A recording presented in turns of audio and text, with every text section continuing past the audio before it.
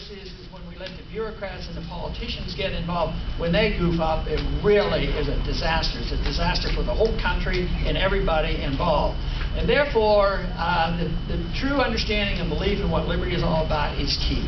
I have a personal belief that a creator gives us our life and our liberty.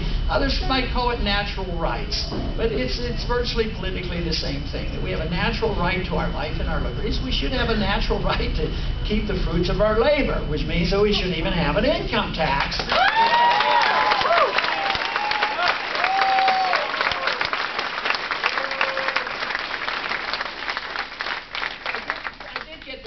I think I did last night when they were talking about, well, are we going to have the sales tax, or the flat tax, or the value-added tax?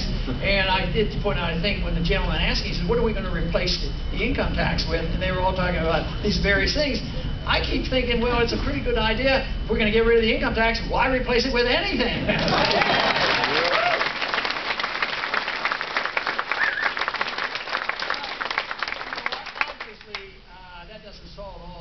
Problems, because the tax is a secondary problem to the appetite for big government. If we continue to want, and especially the younger generation, if you continue to want the entitlement system to continue as is, and you think that we should be the policemen of the world, you're going to need a lot of tax money, and you're going to have to figure out how to collect it. But since we're getting to be poorer, and we don't have productive jobs, we haven't had any real new jobs in 10 years, it's not going to be there, and it's not going to work. So what we have to do is decide what government should be all about. And to me, the appetite for government has to be curtailed. I don't think it's real complicated on what we should do, because, most of us that go to Washington, I don't think too many of them put their hand behind the back and cross their fingers, but essentially that's what they're doing, because they take the oath of office, but they either don't have the vaguest idea what the Constitution said, or they don't care, because they don't follow it.